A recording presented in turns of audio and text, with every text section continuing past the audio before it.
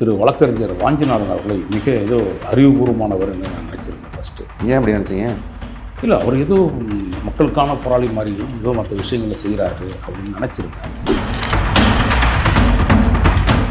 ஆணவ கொலை அதெல்லாம் முதல்ல எப்படி இருந்துச்சுன்னா பேரே வந்து கௌரவ கொலைன்னு வந்துச்சு. ஆனால் கேவலமானவங்களே அது கௌரவ கொலைடா, உங்களுக்கு கௌரவம் பார்க்கறதுக்கான அசிங்கமாக இல்லையான்னு சொல்லி இதுதான் ஆணவத்தினுடைய உச்சங்காது, ஆணவ கொலைடான்னு சொல்லி நான் தான் முதல்ல சொல்கிறேன். தென் மாவட்டத்தில் நடக்கக்கூடிய சாதிய கலவரங்கள், குறிப்பாக குரு பூஜை என்ற போர்வையில் பல கலவரத்தை உருவாக்கக்கூடிய அரசியல் கட்சி மத்தியில் அதை தடை செய்ய வேண்டும் என்றது நான் 2014ஆம் ஆண்டே நான் ஒரு வழக்கு கொடுக்குறேன். ஐயா முத்துராமலிங்க தேவர் ஐயாவுடைய குரு பூஜா இருந்தாலும் சரி, அல்லது இமானுவேல் ஐயா அவருடைய குரு பூஜா இருந்தாலும் சரி, மற்றும் குரு பூஜை என்ற போன்ற ரவுடிகள் மற்ற விஷயங்கள் பேரெல்லாம் சில பேர் நடத்துவாங்க. அவங்களுக்கெல்லாம் குரு பூஜை என்ற போர்வையில் இவர்கள் நடத்தக்கூடிய அத்தனை குரு பூஜைக்கும் நான் தான் 144. இன்னைக்கு வரையும் 144 மதுரை இருக்குன்னா அதுக்கு காரணம் நானாக தான் இருந்திருக்கேன். ஏதோ ஒரு பின்புலத்திலிருந்து இந்த முன்னாள் நீதிபதிகள் எல்லாம் வந்து ஒரு குறிப்பிட்ட ஒரு நீதிபதியை, அதுவும் குறிப்பிட்ட ஒரு வர்க்கத்தை, ஒரு குறிப்பிட்ட ஒரு சமுதாயத்தையே வந்து அப்படி வேற மாதிரி திசை திருப்பி கொண்டு போய் எத்தனை நாள் தாங்க ஏமாத்திட்டு இருப்பீங்க? கே சசிதரன் அப்படிங்கிற ஜட்ஜு நான் இந்த மாதிரி ஒரு கருத்தை எழுதவே இல்லை அப்படின்னு சொல்லிட்டு எழுத்துப்பூர்வமாக ஒரு விஷயத்தை கொடுக்குறாரு. அப்போ ஒரு முன்னாள் நீதிபதி ஒருத்தரோட அப்ரூவல் இல்லாமல் பப்ளிக்காக நான் இவரோட அப்ரூவலோட, அதுவும் இவரும் ரிட்டையர்ட் ஜட்ஜு அவரும் ரிட்டையர்ட் ஜட்ஜு, இது வந்து ஃபோர்ஜரி கிடையாதா? ஒரு ஜட்ஜு இன்னொரு ஜட்ஜோட பர்மிஷன் இல்லாமல் அவரோட கையெழுத்தை போட்டிருக்கார். அப்போ இங்கே இன்டென்ட் என்ன? அவர் வந்து நான் ஒரு வழக்கறிஞராக தான் நான் சந்திக்க முடியும். அவர் எந்த கட்சி, அவர் எந்த ஆட்சி, அவர் என்ன கலர் ஜட்டி போடுறாரு, பேண்ட் போடுறாரு, அது நமக்கு தேவையில்லாத விஷயம் கிடையாது. ஏன்னா அப்படி பார்த்தா வாஞ்சிநாதன் பின்னாடி இருக்கக்கூடிய நக்சலை பற்றி என்னத்தை பேசுறதா? திமுக காரங்க இங்கே தான் திமுக வக்கீல் யூஸ் பண்ணுறாங்க. மேலே சுப்ரீம் கோர்ட்டுக்கு போனால் எல்லாமே அபிஷேக் மனு சிங்வியை யூஸ் பண்ணுறாங்க, கபில் சிபல் யூஸ் பண்ணுறாங்க. ஏன் இவங்களுக்கு திறமை இல்லை? அவங்களுக்கு அந்த அளவுக்கு சட்ட அறிவு இல்லைன்னு தெரியும். அதனால தான் வந்து இவங்க போனால் இந்த பப்பெல்லாம் இங்கேயே செட்டப் பண்ணி அடிக்கணும்.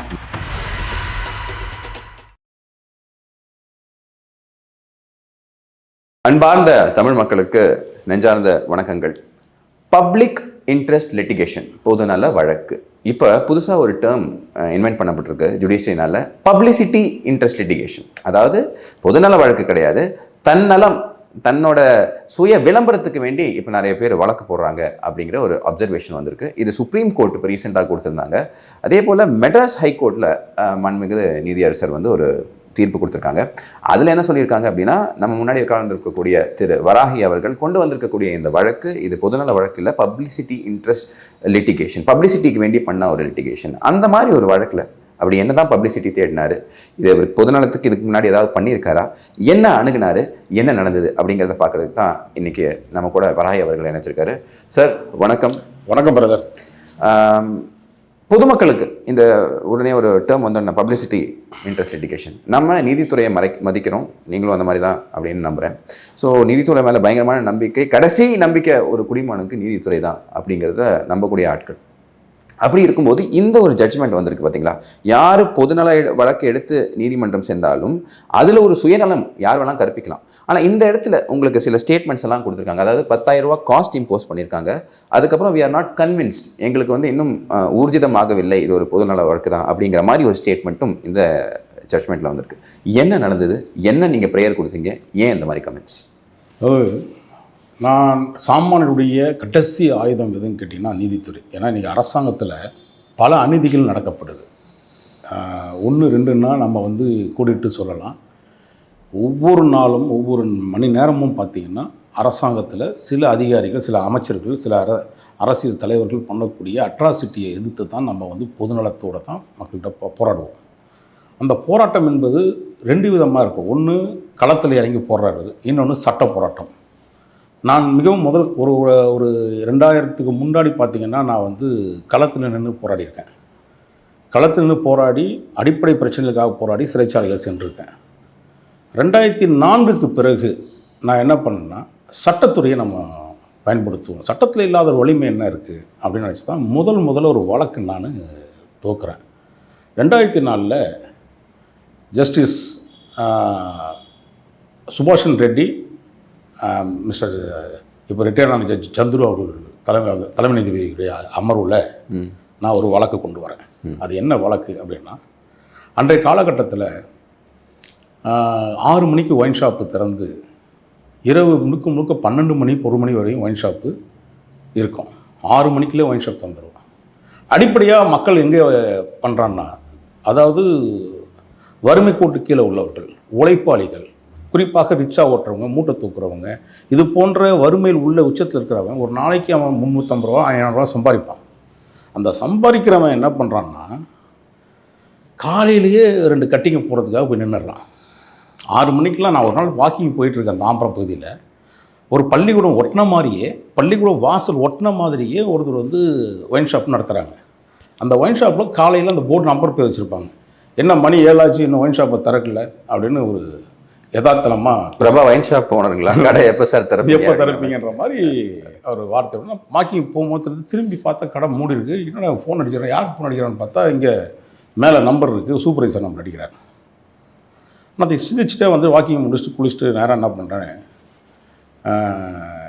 என்னுடைய வழக்கறிஞர் அன்றைக்கு வந்து வே பாலு, என்டிவி அவர்களுடைய ஜூனியர், என்டி வானம் அவர்களுடைய ஜூனியர், சாம்பர் 3ல் அவர்கிட்ட நான் போய் சொல்கிறேன், அண்ணன் என்ன காலையிலேயே 6 மணிக்கெலாம் ஒயின் ஷாப் திறந்து அவன் மூட்டை தூக்குறவன், ரிக்ஷா ஓட்டுறவன் காலையிலே ஒரு கூட்டமாக நிற்கிறானுங்க, சங்கடமாக இருக்கணும். அவனுக்கு சம்பாதிக்க காசெல்லாம் இங்கே கொண்டு போட்டானா எப்படின்னா வந்து குடும்பம் என்ன இருக்கும், குடும்பம் நட்டோட்டம் நிற்காதா, குடும்பம் மற்ற தப்பான வழியில் போகாதா, இந்த மாதிரி பல சம்பவங்களை வந்து நம்மளால் சொல்ல முடியுமே அப்படின்னா, சரி தம்பி உன்னுடைய வெர்ஷன் வந்து சொல்லுவோம் அப்படின்னா, அன்றைக்கு இருந்த சூழ்நிலையில் முதலமைச்சர் அன்றைக்கு கலைஞர் அவர்கள் இருந்தார் நினைவுக்கு.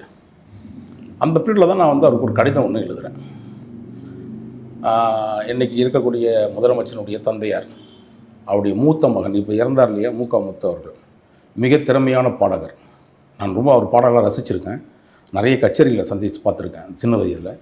அப்போது அந்த பாடல்களில் பார்த்துக்கணும், அவர் ஒரு கட்டத்துக்கு அப்புறம் எம்ஜிஆருக்காக போட்டியாக கொண்டு வரப்பட்ட ஒரு நபர் வந்து எங்கேயோ வளர்ச்சி அடைய வேண்டியவர், அவர் ஏன் இதில் போய் இவ்வளோ கீழே போயிட்டார், இவ்வளோ பவர் செக்டார் உள்ள ஒரு முதலமைச்சருடைய மகனே மூத்த மகனே இப்படி இருக்காரு சூழ்நிலைன்னு கேட்க பார்க்கும்போது தான் அவருக்கு மது அருந்த பழக்கத்தினால தான் அவருக்கு இது போன்ற சம்பவங்களில் அவருடைய அழிவுக்கு பாதையாக ஏற்படுத்தியிருக்கு இந்த மது. அப்போ ஒரு கடிதம் எழுதுகிறேன், நான் ஒரு சிறுவன், முதலமைச்சருக்கு நான் சொல்லி அறிவுரை சொல்ல வேண்டிய அவசியத்தில் இல்லை, உங்கள் குடும்பத்திலேயே உங்கள் மூத்த மகன் என்ன மாதிரியான சூழ்நிலை உருவாக்கிடுச்சு அந்த மதுவால் ஏற்பட்டதுக்கு. கேரளாவில் 1ஆம் தேதி ஒயின் ஷாப் லீவு, குஜராத்தில் ஒயின் ஷாப்பு இல்லை, டெல்லியில் 3 மணிக்கு மேலே தான் ஒயின் ஷாப்பு திறக்கிறாங்க, நீங்கள் உடனடியாக வந்து இந்த நேரத்தை குறைங்க அப்படின்னு நான் வந்து ஒரு ரெப்ரசன்டேஷன் கொடுக்குறேன். அதை ரெப்ரசன்டேஷன் கன்சிடர் பண்ண சொல்லி நான் ஹைகோர்ட்டுக்கு போகிறேன். அப்போ ஜஸ்டிஸ் சுபாஷன் ரெட்டி ஆர் சந்துருஜி இவங்க 2 பேரும் பெஞ்சில் போகும்போது, உங்களுக்கு என்ன இதில் வந்து பர்சனல் இன்ட்ரெஸ்ட்டு அப்படின்னு கேட்டாங்க. இதே மாதிரி தான். அப்போது நான் என்னுடைய வழக்கறிஞர் அவர்கள் மிக தெளிவாக வே பால் அவர்கள் சொன்ன விஷயம் என்னென்னா, எல்லா இடங்கள்லையுமே வந்து ஒயின் ஷாப்புகள் வந்து காலையிலே திறந்துட்டா அப்புறம் டீ கிடையாது, மது குடித்தானா அவன் என்ன மாதிரி சூழ்நிலைக்கு வருவான், இது வந்து வண்டியை ஓட்டுறானோ இல்லை வண்டி வாகனம் ஓட்டும் போது ஏதாவது விபத்து ஏற்படுத்தினாலோ பல விஷயங்கள் நடக்க செய்வான். ஆனால் திறமையான வாதத்தை அவர் வைத்தார். அப்போ இது கவர்மெண்ட் பாலிசி மேட்ரு, இதில் தலையிடக்கூடாது நீங்கள் அப்படின்னு சொல்லிவிட்டு இதே சந்துருஜி இருக்கார், இப்போ நம்ம ரிட்டையர்டான நீதிபதி, அந்த வழக்கை தள்ளுபடி பண்ணிவிட்டு 8 வாரம் நோட்டீஸும் ஆர்டர் பண்ணுறாங்க. அதுக்குள்ளே ரிப்ளை அவர் கொடுங்கன்றாங்க. அந்த ரிப்ளைவில் 3 விஷயங்களில் சொல்லப்படுது. அரசாங்கத்திற்கு இந்த மது விற்பனையால் வந்து லாபங்கள் இது வருமானங்கள் வந்து குறையும். இரண்டாவதாக இன்னொரு விஷயம் சொல்கிறாங்க, கள்ளச்சாராயம் பெருகும் அப்படின்னு ஒரு 3 ஆட்கள் சொன்னாங்க. அதனால் வந்து இது இப்போ கவர்மெண்ட் பாலிசியில் தலையிடக்கூடாது. ஒரு அரசின் கொள்கை முடிவை நீதிமன்றங்கள் தலையிடாது அப்படிங்கிறது அதோட சாராம்சம் சொல்கிறாங்க. நான் அந்த உத்தரவு வந்தது பிறகு நான் வந்து அப்போது கொஞ்சம் சிறு வயதுனால கொஞ்சம் துணிச்சலாக கொஞ்சம் துருன்னு இருப்பேன். இப்படி ஒரு விஷயத்த இந்த நிறுவனம் டாஸ்மாக் நிறுவனம் கொடுத்துருக்காங்கன்னு சொல்லிட்டு அப்போ நான் வந்து ஒரு கடிதம் எழுதுகிறேன். அரசாங்கம் எந்த ஒரு அரசாங்கம் மக்களை வந்து வருத்தித்தான் வந்து ஒரு வருமானம் பண்ண வேண்டிய அவசியம் இந்திய அரசியலமைப்பு சட்டத்தில் சொல்லலை. இது ஒரு விதமான வற்புறுத்தலோடு தான் இந்த மது விற்கப்படுறதா காலைல 6 மணிக்கு நினைக்கிறேன். அப்படி உங்களுக்கு வருமானம் தான் நோக்கமாக இருந்தால் நீங்கள் தமிழ் அறிஞர்கள், தமிழ் மற்ற விஷயங்கள் சில பேர் இருப்பாங்கள்ல, அவங்கள வச்சு ஒரு ஆபாச புத்தகங்கள் அரசால் தடை செய்யப்பட்டது தானே, அதையே நீங்கள் வந்து எதாவது போட்டு விற்கலாமே. போதைப் பொருட்கள் வந்து இன்னும் சொல்ல போனால் பல விஷயங்கள் வந்து அபின், கஞ்சா போன்ற இந்த மாதிரி விஷயங்கள் அதுலேயும் வருமானம் வரும், அதுலேயும் நல்ல வருமானம் வரும். அதையும் நீங்கள் அரசாங்கம் பொட்டலம் போட்டு ரேஷன் கடையில் கூட விற்றீங்கன்னா அதுவும் நல்ல வருமானம் வரும். இந்த மாதிரி பல விஷயங்களை நான் சொல்கிறேன். அதுக்கு எனக்கு வந்து கைது பண்ணுறாங்க. இந்த கைது நடவடிக்கையில் திரும்ப நான் வெளியில் வந்துடுறேன் பெயில் விஷயம். அப்போல்லாம் கலைஞர் அவர்கள் வந்து இந்த மாதிரி இப்போ இருக்கிற மாதிரியெல்லாம் ஒருத்தர் கைது பண்ணி கொண்டு போய் சித்திரவதை பண்ணணுன்ற அவசியம் எல்லாம் அது கலைஞர் அது பண்ணலை.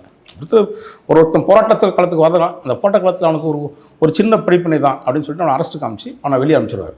என்னுடைய அனுபவத்தில் நான் 3-4 விஷயம் கலைஞர் மூலியமாக சொல்ல முடியும். அப்படியாப்பட்ட காலகட்டத்தில் இருந்து நான் துவக்கிய போராட்டம் தான் சட்ட போராட்டம்.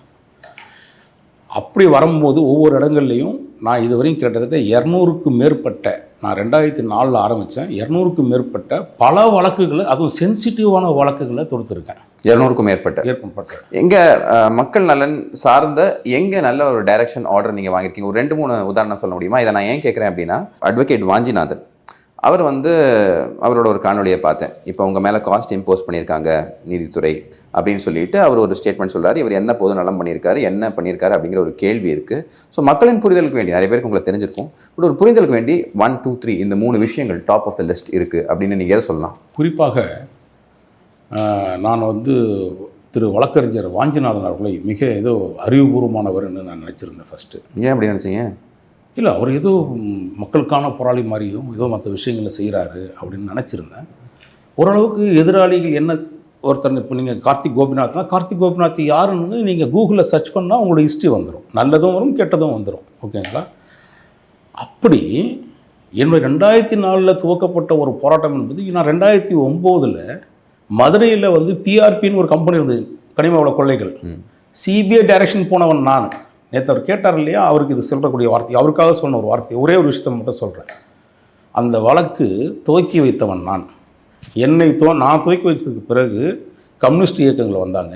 இரண்டாவதாக சென்னை பத்திரிகா மன்றத்தினுடைய முன்னாள் தலைவராக இருந்த அன்பழகன் அவர்கள் வந்து அந்த வழக்கில் இன்னொரு பார்ட்டியாக வந்தார். இப்படி பல பேர் தொடுத்து தான் அந்த பிஆர்பி கம்பெனியுடைய நிலைமை என்ன, எப்படி கோடி கோடியாக கொள்ளையடித்து வேலை பார்த்தாங்களுக்கு தெரியும். அப்போல்லாம் வாஞ்சிநாதன் அவர்கள் தூங்கி இருந்திருப்பார், கோமாஸ்டில் இருந்திருப்பார்னு நினைக்கிறேன், இல்லை படிச்சிருந்திருப்பார்னு நினைக்கிறேன் எனக்கு தெரிஞ்சு. அது ஒரு விதம், அது எனக்கு தீர்வு கண்டது ஒரு சந்தோஷப்பட்ட விஷயம். இரண்டாவதாக ஆணவ கொலைன்னு இன்றைக்கி பேசிகிட்டு இருக்கோம் இல்லையா, இந்த ஆணவ கொலையை எதிர்த்து முதல் வந்து நான் தான் தொடர்ந்து வந்து இது தனி சட்டம் இயற்ற வேண்டும் அப்படின்னு சொல்லி, இதெல்லாம் நான் சொன்னது எதையுமே கூகுளில் சர்ச் பண்ணிங்கன்னா எல்லா பேரும் க்ளீனாக வந்துடும், என்ன பேரில் இருக்குது, யார் பேரில் போட்டோன்றது. இந்த ஆணவ சட்டம் வேணும்னு கேட்டு அன்னைக்கு இருந்த திமுகவுடைய எதிர்க்கட்சி தலைவராக அந்த ஸ்டாலின் அவர்களுக்கு பார்ட்டியாக சேர்த்து எடப்பாடி அவர்கள் இந்த ஆட்சி காலத்தில் நான் இந்த வழக்கை தொடுத்து, நான் அதுக்கு எதிர்க்கட்சி தலைவராக இருந்த ஸ்டாலின் அவர்கள் தன்னுடைய இயக்கத்தின் சார்பாக அவர் ஒரு அஃபிடவிட் தாக்கல் பண்ணுறாரு. இந்த சட்டம் நிச்சயமாக வேண்டும், வாடகை கேட்ட சட்டம் வந்து அமல்படுத்துகிறோம் அப்படின்னு சொன்னார். எதிர்க்கட்சி தலைவர் அமல்படுத்த வேண்டும்னு சொன்னார். இந்த அரசாங்கமும் நான் அமல்படுத்துகிறோம்னு சொல்லிச்சு. நான் மத்திய அரசும் மாநில அரசு எதிர்க்கட்சி தலைவர் 3 பேரையும் பார்ட்டியாக சேர்த்து போட்டிருந்தேன். அந்த சட்டத்தை பொறுத்தவரையும் 2 பேரும் ஏற்றலாம்ல, சென்டரும் ஏற்றலாம். ஆமாம், ஏற்றணும். ஏன்னா இது இந்த ஆணவ கொலை அதெல்லாம் முதல்ல எப்படி இருந்துச்சுன்னா பேரே வந்து கௌரவ கொலைன்னு வந்துச்சு. கேவலமானவனுங்களே அது கௌரவ கொலைடா, உங்களுக்கு கௌரவம் பார்க்கறதுக்கான அசிங்கமாக இல்லையான்னு சொல்லி, இதுதான் ஆணவத்தினுடைய உச்சம்டாது, ஆணவ கொலைடான்னு சொல்லி நான் தான் முதல்ல அதை சொல்கிறேன். டிஸ்ஹானரபிள் கில்லிங்ஸ். அப்போது என்ன ஆகுதுன்னா, இன்றைக்கி வந்துட்டார், முதலமைச்சர் வந்துட்டார், 4.5 வருஷம் ஆச்சு. அன்னைக்கு உத்தரவு தன் அஃபிடவிட்டை போட்டவர் இன்னைக்கு வரையும் அவர் அஃபிடவிட்டை இன்றைக்கி வரையும் அந்த நிறைவேற்றதுக்கான ஆட்சி வந்து 4.5 வருஷத்துக்கு நிறைவேற்றலை. இதெல்லாம் என்னால் வழக்கை தொடுக்கத்தான் முடியும். தொடுத்ததுக்கு பிறகு அரசாங்கம் தான் அதுக்கான முயற்சி எடுக்கணும். வாஞ்சிநாதன் போன்றவர்கள் ஏதோ ஒரு பிரச்சனைக்காக கொண்டு போயிட்டு ஸ்டெர்லைட் தொழிற்சாலையில் இருக்கிறவனை தூண்டி விட்டுட்டு அதில் ஏதாவது ஒரு லாபம் சம்பாதிக்க நோக்கம் இருந்துச்சுன்னா அந்த மாதிரி வேலையை நான் பார்க்குறது இல்லை. அடுத்ததாக தென் மாவட்டத்தில் நடக்கக்கூடிய சாதிய கலவரங்கள், குறிப்பாக குரு பூஜை என்ற போர்வையில் பல கலவரத்தை உருவாக்கக்கூடிய அரசியல் கட்சி மத்தியில் அதை தடை செய்ய வேண்டும் என்றது நான் 2014 நான் ஒரு வழக்கு கொடுக்குறேன். மதுரையில் தான் அந்த வழக்கு வந்து தீர்ப்புகள் வந்து ஜஸ்டிஸ் கிருபாகரஞ்சி அவர்கள் வந்து தீர்ப்பு கொடுக்குறாரு. என்னென்னா 2014 நான் சொல்லப்பட்ட விஷயங்கள் அவ்வளோ மிகப்பெரிய சாதிய கலவரம் ஏற்பட்டுச்சு. ஐயா முத்துராமலிங்க தேவர் ஐயாவுடைய குரு பூஜையாக இருந்தாலும் சரி, அல்லது இமானுவேல் ஐயாவுடைய குரு பூஜையாக இருந்தாலும் சரி, மற்றும் குரு பூஜைன்ற போன்ற ரவுடிகள் மற்ற விஷயங்கள் பேரெல்லாம் சில பேர் நடத்துவாங்க. அவங்களுக்கெல்லாம் குரு பூஜைன்ற போர்வையில் இவர்கள் நடத்தக்கூடிய அத்தனை குரு பூஜைக்கும் நான் தான் 144, இன்றைக்கு வரையும் 144 மதுரை இருக்குன்னா அதுக்கு காரணம் நானாக தான் இருந்திருக்கேன். ஏன்னா அதெல்லாம் வாஞ்சிநாதனுக்கு தெரிய வாய்ப்பு இல்லை. ஏன்னா அப்பனா கோமா ஸ்டேஜில் தூங்கி இருந்திருப்பார், அதனால் அவருக்கு தெரிய வாய்ப்பு இல்லை. இது போன்ற எண்ணற்ற செயல்பாடுகளை நான் நீங்கள் 1, 2, 3 சொன்னால் திருப்பி நான் எதுவும் சொல்லுவேன். இதே திரும்ப நீ கூகுளில் செக் பண்ணிக்கோங்க. நான் எத்தனை வழக்குகளை தொடுத்துருக்கேன். இங்கே மட்டும் அல்ல, உச்ச நீதிமன்றத்தை தொடுத்துருக்கிறேன், பல வழக்கில் சென்சிட்டிவான வழக்கில் நான் எடுத்திருக்கேன் கையில். என் உயிரையே வந்து நான் பணியை வச்சு தான் பல விஷயங்களை நான் எடுத்திருக்கேன். அதனால் எனக்கு வந்து நீதித்துறை மேலே எனக்கு கடைசி நம்பிக்கை. நான் எப்பவுமே சொல்லுவேன், அரசாங்கம் அதிகாரமும் எந்த துஷ்பிரயோகம் பண்ணாலும் அதை நம்பியிருந்து நான் சட்டப்போராட்டம் பண்ணுவதற்கு முக்கிய காரணம் இது நான் வணங்கக்கூடிய கோயிலாக வணங்கக்கூடிய இந்த நீதிமன்றங்கள் தான். அதில் தெய்வமாக பார்க்கக்கூடிய நீதிபதிகளை மட்டும்தான். அது இந்த நீதிபதி அந்த நீதிபதி நான் பிரித்து நான் இந்த விஷயத்தை சொல்ல வரல. இதே சந்துரு ஜட்ஜி அவர்கள் நான் 2004ஆம் ஆண்டு ஒரு வழக்கு கொண்டு வந்து சொன்னேன் இல்லையா, சாராய நேரத்தை குறைக்கணும்னு சொன்னோம் இல்லையா, அன்றைக்கி அது பாலிசி மேட்டர்னு சொல்லிட்டாரு. அன்றைக்கி சொல்லிவிட்டு அவர் ரிட்டையர்ட் ஆனதுக்கு பிறகு நமக்கு சில பேர் இருப்பாங்க,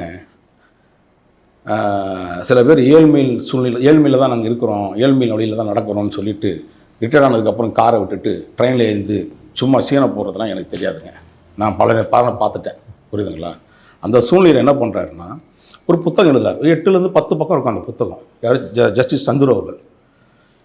இந்த மதுபான கொள்கைகள் என்ற போர்வையில் நீதித்துறை வந்து உடனடியாக இதெல்லாம் வந்து தடை செய்யணும், இதெல்லாம் வந்து வழக்காக எடுக்கணும், பொதுமக்களுடைய பிரச்சனைகளை கையில் எடுக்கணும், தீர்மானங்கள் போட வைக்கணும் அப்படின்னு பல விஷயங்கள் அந்த ஒரு 10 பக்கம் புத்தகத்தில் போட்டிருந்தார். அது புக்கில் சார், பிரிண்ட் அவுட் 10 பக்கம்னா அது என்ன கூட இருக்கட்டும்ங்க. ஆனால் என்ன நினைக்கிறேன்னா, என்னடா ஒரு அதிகாரத்துக்கு கையில் இருக்கும்போது நீங்கள் என்ன சொன்னீங்க, உங்கள்கிட்ட பவர் இருக்குது, அன்னைக்கு நான் இந்த வழக்கை கொண்டு வரேன், அன்னைக்கு நீங்கள் முயற்சி எடுத்துக்கணும்.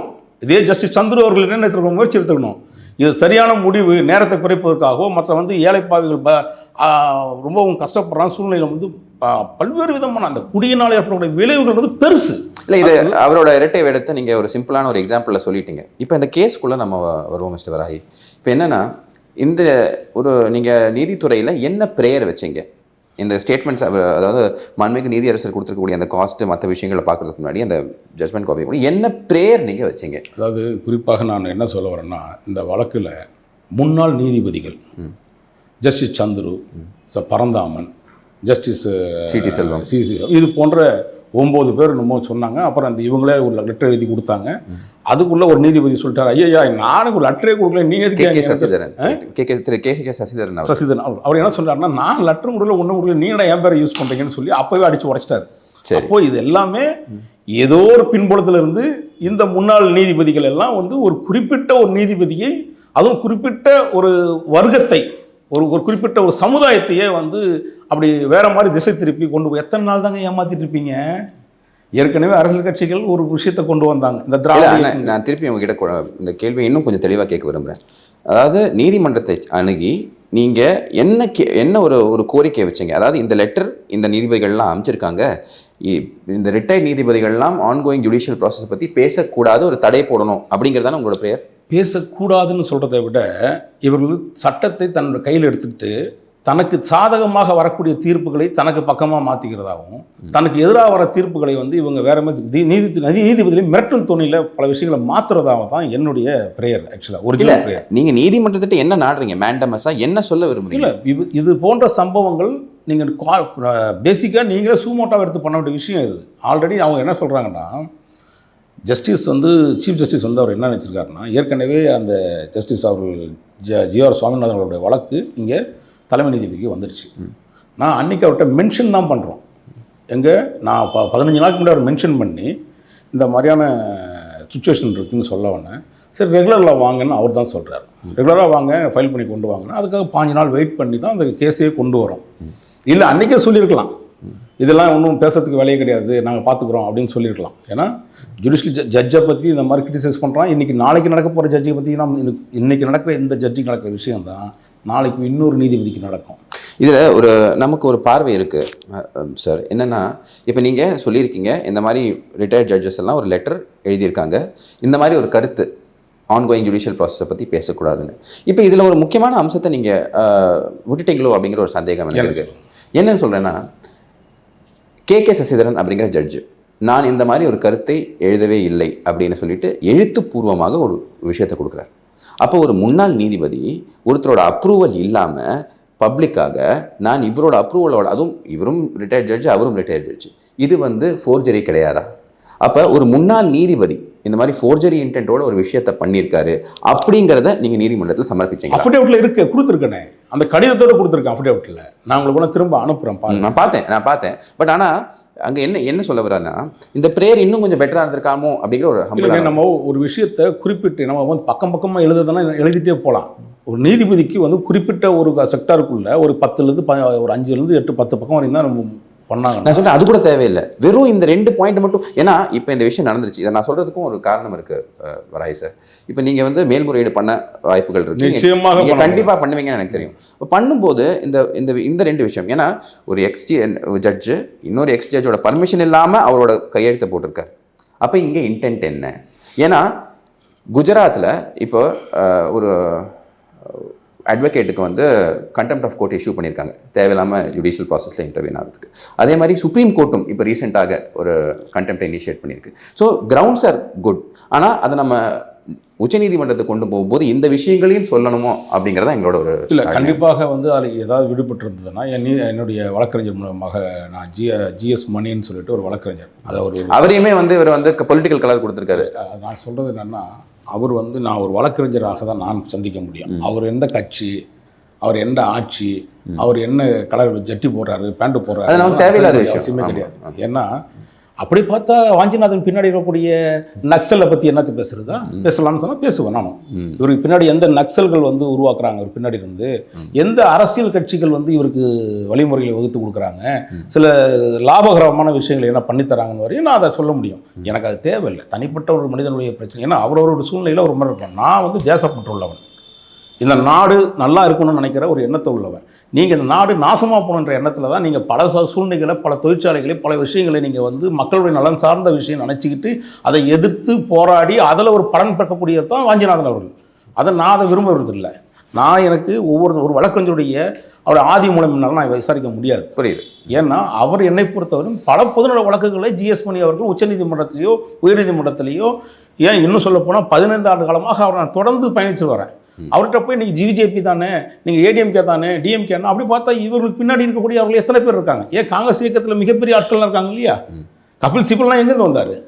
அரசாங்கத்தில் இருந்து வேலை செய்யல. நான் இன்னொரு விஷயமும் பார்க்குறேன் சார், நீங்களும் நிறைய கேசஸ் போட்டிருக்கீங்க. திமுக காரங்க இங்கே தான் திமுக வக்கீல் யூஸ் பண்ணுறாங்க, மேலே சுப்ரீம் கோர்ட்டுக்கு போனால் எல்லாமே அபிஷேக் மனு சிங்வியை யூஸ் பண்ணுறாங்க, கபில் சிபல் யூஸ் பண்ணுறாங்க. ஏன் இவங்களுக்கு திறமை இல்லை? அவங்களுக்கு அந்த அளவுக்கு சட்ட அறிவு இல்லைன்னு தெரியும். அதனால தான் வந்து இவங்க போனால் இந்த பப்பெல்லாம் இங்கேயே செட்டப் பண்ணி அடிக்கணும், இது சொல்ல சில ஒரு சீனை போடணும் அப்படின்லாம் வச்சுருப்பாங்க. தவிர இங்கே வழக்கறிஞர்கள் டீம் வந்து ஒரு காலகட்டத்தில் மிக வலிமையானது தான் திமுகவில். அதில் எண்ணிக்கையில் சொல்கிறீங்களா, குவாலிட்டியில் சொல்கிறீங்களா? இல்லை, 2 விதத்துலையுமே வந்து சொல்ல முடியும். இப்போ இருக்க சூழ்நிலை நான் சொல்லலை, நான் ஒரு காலகட்டத்தில் நான் சொல்லுவேன். சரி, ஐயா என்ஆர் இளங்கோவன் அவர்களாக இருந்தாலும் சரி. ஏன் இன்னொரு குறிப்பிட்டு சொல்கிறேன், இன்றைக்கி ஒரு சாயம் பூசுறாரு இல்லை, என்ஆர் இளங்கோவன் என்னுடைய வழக்கில் வேறொரு விஷயம் இவர் மேலே இத்தனை வழக்கு இருக்குதுன்னு சொல்கிறார். எந்த வழக்குன்னு அவங்களுக்கு ஊர்ஜிதப்படுத்துகிறேன். தேச விரோதமான செயல்பாடில் இந்த தமிழ்நாட்டுடைய காவல்துறை கூடுதல் ஏடிஜிபி டேவிட்சன் தேவ ஆசீர்வாதம் அவர் மதுரையில் இருக்கும்போது போலி பாஸ்போர்ட்டுகளை இங்கிருந்து இலங்கை தமிழர்கள், அதாவது குறிப்பாக இலங்கையில் இல்லீகல் பிஸ்னஸ் பண்ணக்கூடியவர்களை இங்கிருந்து அவர் மனைவி ஜெனிதா பேர்லையும் அவருடைய சகோதரி பேர்லையும் பாஸ்போர்ட்டை இங்கே குடியிருக்கிற மாதிரி காமிச்சு வெளிநாடுகளுக்கு ஒரு அனுப்பி வச்சிருக்காரு. இவங்க ஜெனிதா, அவர் யாருன்னா இவங்களுடைய மனைவி இருக்காங்க, ஜெய்விசன் தேவசாஜ் மனைவி டிராவல்ஸ்லேருந்து தான் போயிருக்குன்னு சொல்லி நான் வழக்கு தொடக்கிறேன். அந்த வழக்கில் அதே வந்து கியூ பிரான்ச் வந்து ஒரு ரிப்போர்ட் போடுறான் சார்ஜ் ஷீட்டில். ஆமாம் உண்மைதான், ஆனால் அவர் தொடர்பு இல்லை. அட சட்டை என்னதாங்க சொல்லுவாங்கல்ல, ரஜினி மாப்பிள்ள நான் தான், ஆனால் சட்டை என்னது இல்லைங்க அப்படின்னு சொல்லுவாங்கல்ல, அவரது இல்லைங்க. அந்த மாதிரி பாஸ்போர்ட்டே இவர் மூலிமா போகுது. அது கையெழுத்து போட்டவர் வந்து அந்த நேரத்தில் மதுரை கமிஷனர் டேவிட்சன் தேவ ஆசீர்வாதம். இப்படி சூழ்நிலையில் நான் ஒரு வழக்கு தொடுக்கிறேன். இந்த வழக்கில் பல்வேறு வித விஷயமான விஷயங்கள் வெளியில் வருது பூதாகரமாக. இன்னைக்கு அதை பார்த்து அரசியலும் ஆக்கப்பட்டுச்சு. திரு அண்ணாமலை அவர்கள் அப்போ பேசினாரு, எல்லாரும் பேசினாங்க. அந்த வழக்கின் தன்மை வந்து இன்னைக்கு வரையும் நீதிமன்றத்தில் அப்படியே இருக்குது. அந்த வழக்கில் வந்து என்ஆர் இளங்கோவன் என்ன சொல்ல வராருன்னா, ஒரு நாள் ஆஜராகி வாராகி என்பவர் மீது பல வழக்குகள் உள்ளது. திமுக தலைவர் கருணாநிதி மீது வழக்கு இருந்துச்சுங்க, கிரிமினல் வழக்கு. ஸ்டாலின் மீது கிரிமினல் வழக்கு இருந்துச்சுங்க. ஆளுங்கட்சியை எதிர்த்து சில விஷயங்களை செய்ய போனால் இது மாதிரியான வழக்குகள் வரதான் செய்யும். இந்த மாதிரி பொய் வழக்குகள் போட தான் செய்வான். அத்துமுறை செய்யக்கூடிய காவல்துறை அதிகாரிகள் எதிர்த்து போனால் அதே மாதிரி வழக்குகள் போட தான் செய்வாங்க.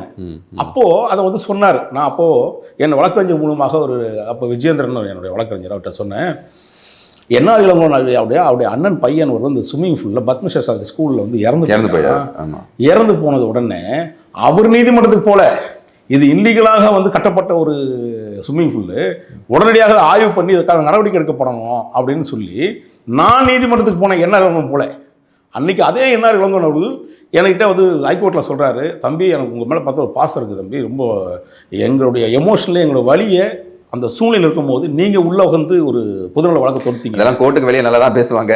அதெல்லாம் கரெக்ட் இல்லை. நான் சொல்ல வர எதுக்காக சொல்ல வரேன்னா, இப்படி நாம் வந்து இந்த கட்சியோ அதை பற்றியோ நம்ம யோசிக்கிறது இல்லையா. என்ன திமுக தானே, அவரை பற்றி நம்ம ஏன் யோசிக்கணும், அவங்க குழந்தை பற்றி ஏன் யோசிக்கணும் அப்படின்ற எண்ணம்லாம் கிடையாது. அது ஒரு பொதுநலன் சார்ந்த விஷயம். இதெல்லாம் பாவம் வாஞ்சிநாதனுக்கு தெரிய வாய்ப்பு இல்லை. ஏன்னு கேட்டிங்கன்னா அவர் வந்து வக்கீலாக இருந்து பணியாற்றினா பரவாயில்ல, இந்த சஸ்பெண்ட் பண்ண வக்கீல் அவரும் ஒரு ஆள் தானே. ஆமாம் ஆமாம், புரியுதுங்களா? அதனால் அவருக்கு தேவை என்னன்னு கேட்டிங்கன்னா, ஒருத்தர் மீது காழ்ப்புணர்ச்சி வேணுன்றதுனால தான் அது பண்ணுறாரு. அதுக்கு ஒரு கும்பல் சுற்றுறாங்க. நான் அதே மாதிரி மதுரையில் நான் இந்த சம்பவம் நடக்க இந்த மாதிரி தமிழ்நாடு முழுக்க வந்து போராட்ட களத்தை வந்து தூண்டி விடுறாங்க. அதுக்கு பின்புலமாக சில வழக்கறிஞர்களை வந்து பயன்படுத்த பார்த்தாங்க. இதே மாதிரி சூழ்நிலையில் மதுரையில் தமிழ்நாடு முழுக்க இவங்க வந்து நீதிபதிக்கு எதிராக வந்து ஒரு போராட்டத்தை வந்து கட்டமைப்புக்கும் போது தான் நான் வந்து அவர்கிட்ட கீர்த்தி அண்ணன் வழக்கறிஞர் கீர்த்தி அண்ணன் இருக்கார், அவர்கிட்ட சொல்லி அண்ணே இந்த மாதிரியான விஷயங்கள் செய்கிறாங்கண்ணே, நல்ல வழக்கறிஞர்ண்ணே, இது நல்ல நீதிபதிண்ணே, எங்கள் ஜூனியர்ஸ்க்குலாம் யாராவது போனாங்கன்னா சீனியருக்கு வேலை இல்லாமல் ஏதோ ஒரு இடத்துல உட்காந்துருப்போம், இல்லை வேறு கோர்ட்டுக்கு போயிருப்போம்னே, ஜூனியர்லாம் காத்து கேட்பார், எப்பா அவங்களுக்கு விஷயம் தெரியுமா கேட்பார், ஐயா ஓரளவுக்கு தெரியும், தெரிஞ்சது பேசுங்க பரவாயில்ல அப்படின்னுவார். அப்படி இளம் வழக்கறிஞர்களை வந்து தட்டி கொடுத்து அந்த பேசுறதுக்கான ஊக்கம் கொடுத்தவர்னே ஜிஆர் சுவாமிநாதன். அது மட்டும் இல்லை, நான் இந்த விஷயம் நீங்கள் கேள்விப்பட்டிருப்பீங்கன்னு நினைக்கிறேன். நிறைய யங் மதர்ஸ் அவங்க வந்து வராங்க ப்ரொஃபஷனுக்கு, அவங்களுக்கு குழந்தைய பார்த்துக்கணும், குழந்தைக்கு பால் ஊட்டணும், அந்த நேரங்கள்லாம் இருக்குது. ஸோ அந்த மாதிரி ஆட்களுக்கு இந்த ஒரு டைமில் கொடுத்தேன்னா இந்த டைமுக்கு நீங்கள் வந்து பண்ணிட்டு போயிடுங்க அப்படிங்கிற அளவுக்கு கன்சிடராக இருக்காரு. இல்லை நீதித்துறையில் இப்படி ஒரு பிரமிப்பு நான் எப்பவுமே சொல்கிறேன், இவர் பெரியவர் அவர் சின்னவர்லாம் விரும்ப மாட்டேன். என்னை பொறுத்தவரையும் எம்எம் சுந்தரேசன் ஐயா அவர்லேருந்து ஜஸ்டிஸ் மகாதேவன் ஐயா அவர்லேருந்து நான் பல காலத்துலேருந்து சொல்கிறேன், நான் தொடர்ந்து அவர்களிடம் பொதுநல வழக்குகளை தொடுத்து வரேன். அதே மாதிரி ஐயா எஸ்எம் சுப்பிரமணியன் ஐயா அவர்லேருந்து, ஐயா வந்து ஆனந்த கணேசன் ஐயா அவர்லேருந்து, அதே மாதிரி ஜிஆர் சாமிநாதன் வந்து, இன்னும் பல வழக்கு இளந்திரையன் அவர்கள் இருந்தது. இப்படி சொல்லிகிட்டே போகலாம். ஒவ்வொருத்தரும் ஒரு திறமையான விஷயங்களை மக்களுடைய சிந்தனைகளை சிந்திச்சு அதில் கூட ஆதாரங்களை வைத்து தான் சில விஷயங்களை நம்ம வழக்குகளை தொடுக்கும் போது அவனுக்கு ஒரு நல்ல ஒரு தீர்வு ஏற்படுத்தி வர்றாங்க. அதுதான் நம்பிக்கை அவனுக்கு. ஸோ அவங்களுக்கு ஆதரவாக நீங்கள் போராடுங்க சார். இது ஆதரவு கிடையாது சார், ஆதரவு நிலை. நான் உண்மையாக சொல்கிறேன், ஜிஆர் சாமிநாதன் ஐயா முகத்தை நான் வந்து கோர்ட்டில் தான் பார்த்துருக்கேன் தவிர சில வழக்குகள் அவர்கிட்ட வந்திருக்குது.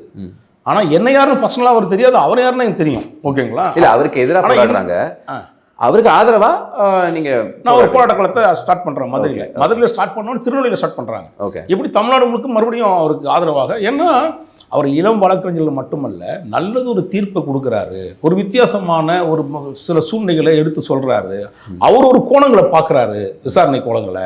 இப்படிலாம் இருக்கும்போது ஒரு வித்தியாசமான நீதிபதிகளை பார்க்கும்போது, இப்போ நான் சொன்னக்கூடிய முன்னாடி சொன்னீங்களா அத்தனை நீதிபதியிலுமே இன்னைக்கு இல்லைன்னு வச்சுங்களேன், தமிழ்நாடு நாசமாக போய் 4.5 வருஷத்துக்கு மேலே ஆச்சுங்க. இன்னைக்கு நிலைமை சில விஷயங்கள் ஏன்னா அதனால தான். சரி, இதே நீதிபதிகள் தான் போராடக்கூடிய இன்னைக்கு நம்ம தூய்மை பணியாளர்கள், கிளீனஸ் என்ஜினியர்ஸ், அவங்களுக்கு வந்து இன்னைக்கு போராட்டம் பண்ணக்கூடாது அப்படிங்கிற ஒரு ஆர்டரை பாஸ் பண்ணியிருக்காங்க. ஆமாம், நேற்று தலைமை நீதிபதியிடம் இதே தலைமை நீதிபதியிடம் அந்த வழக்கு வந்துச்சு. அந்த வழக்கினுடைய தன்மை என்னன்னு கேட்டிங்கன்னா, சாலைகளை ஆக்கிரமித்து கொண்டு நீங்கள் வந்து போராட்டத்துக்குன்னு பல இடங்கள் இருக்குது, இங்கே நீங்கள் போராடக்கூடாது அப்படின்னு சொன்னாங்க. எனக்கு உண்மையாகவே வருத்தங்கள் உண்டு. ஆனால் என் நண்பர் சொன்னார், இதெல்லாம் நீ பேசக்கூடாது. ஐயோ, நான் நீதிமன்றத்தை எனக்கு வாங்கக்கூடியவன், நான் தெய்வமாக நீதிபதிகளை பார்க்கக்கூடியவன். எனக்கு வந்து அவளை பற்றி அவர் எந்த தீர்ப்புகள் கொடுத்தாலும் அதை நான் உபயோகப்பட போகிறேன். 10,000 பெனால்ட்டியாக நீங்கள் எக்ஸ்ட்ரா இன்னும் 10,000 போட்டிருந்தா கூட அதை நான் இன்றைக்கி போய் அதை உபயோக பண்ணி பணத்தை கட்ட தான் போகிறேன். 2 வீக்ஸ் டைம் கொடுத்துருக்காங்க உங்களுக்கு, கொடுத்துருக்காங்க. நான் பணத்தை கட்ட தான் போகிறேன். ஏன்னா பொதுமக்களுக்காக அந்த பணம் கட்டுறதுல ரொம்ப சந்தோஷப்படணும் தவிர பொது நல சார்ந்த விஷயத்துக்காக நான் இந்த வழக்கத்துறை எனக்கு வந்து தனிப்பட்ட முறையில் பப்ளிசிட்டி அப்படின்னு சொல்கிற விஷயம் எனக்கு தேவைப்படாதுன்னு நினைக்கிறேன். ஏன்னா போதுமான அளவுக்கு எனக்கு பப்ளிசிட்டி இருக்குது. 4 பேர் என்னை பார்த்தா, வரைங்க சார், நல்லா இருக்கீங்களா சார், எப்படி சார் இருக்கீங்க, பிரமாதமாக பேசுகிறீங்க சார், விடாதீங்க சார் இந்த கேஸை சார், இந்த வழக்கு போகிறீங்களா சார், அருமையான வழக்கு சார் அப்படின்னு. அதுவும் குறிப்பாக சொல்கிறேன், ஒடுக்கப்பட்ட சமுதாயத்தில் துப்பாக்கி ஏந்திய காதலருக்கு வந்து இப்போ நீங்கள் யானை கொலை நடந்துட்டு இருக்குல்ல, 64 பேருக்கு என்ன மூலியமாக துப்பாக்கி ஏந்தி போலீஸ் வாங்கி கொடுத்துருக்கேன். என்னுடைய வழக்கு இருக்குது. இன்னைக்கு நான் பேச வேண்டிய அவசியம், நான் சொன்னதெல்லாம் பொய்யா கூட இருக்கட்டும், சரி, தெரிய வேண்டிய அவசியம் இல்லை. ஆனால் நீதிமன்றத்தில் இருக்கக்கூடிய கூகுளில் சர்ச் பண்ண எல்லாமே வந்துருமே. எத்தனையோ வழக்குகள்ல. ராய் சார், இப்போது நீங்கள் உங்களோட பிரசிடென்ட் சொல்லிட்டீங்க, இந்த வழக்கை ஏன் போட்டேன் அப்படிங்கிற விஷயங்கள்லையும் சொல்லிட்டேன். அடுத்த கட்ட நடவடிக்கை என்ன? ஏன்னா இது வந்து ரொம்பவே ஒரு ஸ்ட்ராங்கான கமெண்ட். பப்ளிசிட்டி, உங்களுக்கு பப்ளிசிட்டி இன்ட்ரெஸ்ட் இருக்குது, அதுக்காக தான் இதை போட்டிருக்கீங்க அப்படின்னு. ஸோ இது உங்கள் மேலே ஒரு கரை. ஸோ இதை துடை தெரிய நீங்கள் உச்சநீதிமன்றம் போவீங்களா, இல்லை வந்து இதுக்கு வேறு ஏதாவது ஒரு அணுகுமுறை இருக்கா? ஏன்னா வேறு வழி இல்லை, எனக்கு தெரிஞ்ச உச்சநீதிமன்றம் தான் போய் ஆகணும். அப்படி போகும்போது உங்களோட அணுகுமுறையில் ஏதாவது வித்தியாசங்கள் இருக்குமா? ப்ரேயரை கொஞ்சம் டிஃப்ரெண்ட்டாக போடுவீங்களா? கிரவுண்ட்ஸ் ஃபார் அப்பீல் என்னவாக இருக்கும்? இல்லை, அதாவது என்னென்னா, எனக்கு முதல்ல புரிஞ்சுக்கணும், நான் நீதிபதிகளை நான் தெய்வமாக வணங்குறேன்னு சொல்கிறது காரணம் அவர்கள் தான். அவர் என்ன தீர்ப்புகள் கொடுத்தாலும் அதை நான் தலை வணங்கி தான் ஏற்றுக்கிறேன். முதல்ல எனக்கு ஜஸ்டிஸ் அவர்கள் முதன்மை பெஞ்சு வந்து அவர் கொடுத்த இதை வந்து நான் மனப்பூர்வமாக ஏற்றுக்கிறேன். அப்படி தான் இருக்கணும். ஏன்னா எனக்கு சாதகமாக வரலனுக்காக நான் விமர்சனம் செஞ்சிட முடியாது. எஸ், புரியுதுங்களா? நான் ஒன்றும் வாஞ்சிநாதன் அல்ல. நான் உடனே ஐயோ என் நீதிபதிகளை வந்து விமர்சனம் செஞ்சு இது கூட தெரியலையான்னு கேட்குற அளவுக்குலாம் என்னால் வந்து முடியாது. இன்றைக்கி நீதிபதிகள் சொல்கிற கருத்தை நான் ஏற்றுக்கொள்கிறேன். நான் விமர்சனம் செய்வோம் அல்ல. ஆனால் இது சம்பந்தமாக மேல்முறையீடு செய்யலாம்னு சட்டம் இடம் கொடுக்கப்பட்டிருக்குது. அந்த சட்டத்தில் அவருக்கு வந்து சில விஷயங்கள் புரியாமையோ அறியாமையோ சில விஷயங்கள் நான் விட்டுருக்கலாம் அந்த அஃபிடவிட்டில். எஸ், அதனால் இன்னும் அதை கொஞ்சம் மாடிஃபை பண்ணி நிச்சயமாக நான் உச்சநீதிமன்றத்துக்கு அதை எஸ்எல்பி நான் கண்டிப்பாக போவேன். என்னுடைய வாதங்களை கண்டிப்பாக வந்து என்னோட வழக்கறிஞர் ஜிஎஸ் மணி அவர்களிடம் சொல்லி மிக ஆணித்தரமாக இந்த வழக்கு ஒரு முக்கியமான வழக்கு. தமிழ்நாட்டில் இருக்கக்கூடிய மட்டுமல்ல, இந்தியாவில் இருக்கக்கூடிய அத்தனை நீதிபதியும் இதை வந்து விட்டுட்டிங்கன்னா ஒவ்வொரு நீதிபதியும் இதே போன்ற சூழ்நிலையை வைத்து மிரட்டுவார்கள். அதுவும் ஒரு மத சார்பாக மிரட்டுறாங்க. இன்னொரு சொல்லப்போ பார்த்திங்கன்னா, நம்ம ஊரில் எப்படின்னு கேட்டிங்கன்னா, நம்ம அரசாங்கம் சில அரசாங்கம் பண்ணுவோம், நீதிபதிகளை ஒன்று கிரிட்டிசைஸ் பண்ணுறதா இருந்தால் எப்படி பண்ணோம்னா, முதல்ல ஒரு கார்ட்டூன் போடுவாங்க, அப்படியே ஆரம்பித்து வேறு ஒரு பெண்ணுடன் சொல்லுவாங்க, அப்புறம் இந்த பக்கம் வந்து எங்கேயோ பணம் வாங்கிட்டாருன்னு சொல்லுவாங்க. இப்போ அதையெல்லாம் தாண்டி இப்போது மதத்தை வச்சு பேசுகிறான், ஒரு சாதியை வச்சு பேசுகிறான். ஏண்டா சாதியும் மதமும் நீங்கள் ஒழிஞ்சிட்டு நான் சொல்ல விரும்பல. ஒரு நீதிபதியாக அவர் உட்காரும் போது அவரை நீ வந்து ஒரு சாதி ரீதியாகவும் மத ரீதியாக நீ பார்க்குற, உனக்கு அந்த வன்மை இருக்கிறனால தான் அவரை பார்க்குற.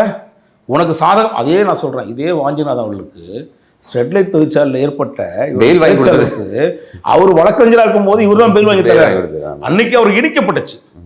வாஞ்சிநாதர்கள் வந்து அன்றைக்கி அவர் வந்து ஒடுக்கப்பட்ட சமுதாயத்துக்காகவோ அல்லது வந்து போராளிகளுக்காகவோ அன்றைக்கி வந்து அவர் வாதாடம் இல்லை. இதே போன்ற விஷயங்களை அவருக்கு பெயில் எடுத்து கொடுத்தவரே இதே வாஞ்சிநாதன் ஐயா அவர்கள் தான். அதனால சொல்கிறேன், நீதித்துறை என்பது இங்கே சாதியின் பேராலோ மதத்தின் பேராலோ தயவு செய்து பிரித்து பார்க்காதீங்க. இது வந்து இந்த நாட்டுக்கு கேடு. உங்களுக்கு நல்லதாக இருக்கலாம், உங்களுக்கு அன்னைக்கு கொடுத்த அசைன்மெண்ட்டுக்கான வேலைகளை கரெக்டாக செஞ்சுருக்கலாம், உங்களுக்கு கொடுக்கப்பட்ட 200 2000 சார் இந்த ஊபிகளுக்கு இல்லை. இப்போ 200 கீழே இருந்து டைப் பண்ணி போடுறவங்களுக்கு, இந்த அஃபிடேட் போடுறவங்களுக்கு 2000 தான் தெரியும். ஏன்னா இப்போ அந்த மாதிரி தெரிஞ்சுக்கலாம், மார்க்கெட்டு தான் இல்லை, மார்க்கெட்டில் இன்றைக்கி அந்த மாதிரி விஷயங்களை தான் ஆதரிக்கிறாங்க.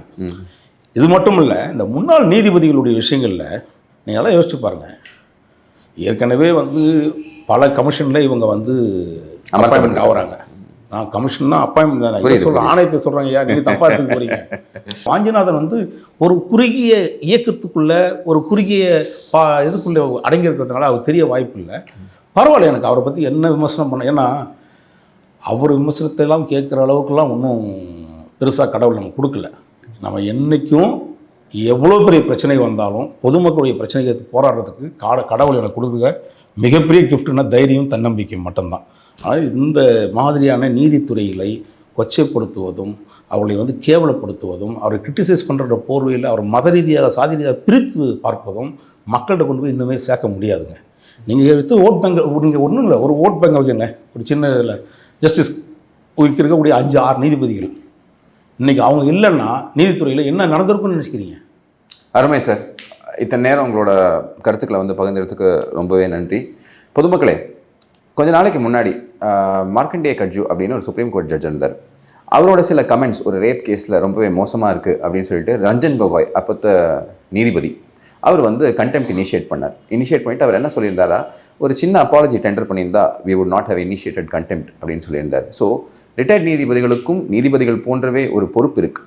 ஸோ அவங்க சொல்லக்கூடிய கமெண்ட்ஸ் அதுவும் இன்னொரு ஜட்ஜி ஒத்துக்கிட்டாரு அப்படின்னு சொல்லிட்டு ஒரு லெட்டரில் எழுதி வெளியிடுவது அவரோட பர்மிஷன் இல்லாமல் அப்புறம் அவரை டினை பண்ணுறது it's forgery and impersonation. It is against the conduct rules. அது மட்டும் இல்லாமல் இந்த மாதிரி விஷயங்கள்லாம் கண்டெம்சுவஸாக இருக்கும் அப்படின்னு பல பேர் நம்புகிறாங்க, திரு வராகி அவர்கள் உட்பட. ஸோ அவர் இப்போ இதை மேல்முறையீடு பண்ணி மேலே போகும்போது அவரோட எண்ணங்கள், அவரோட நல்ல முயற்சிகள் எல்லாம் வெற்றி பெற வேண்டும் அப்படின்னு நாங்கள் வாழ்த்தி வணங்கி இறைவனை வேண்டிக் கொள்கிறோம். இணைந்ததற்கு நன்றி சார். நன்றி, வணக்கம் ஐயா.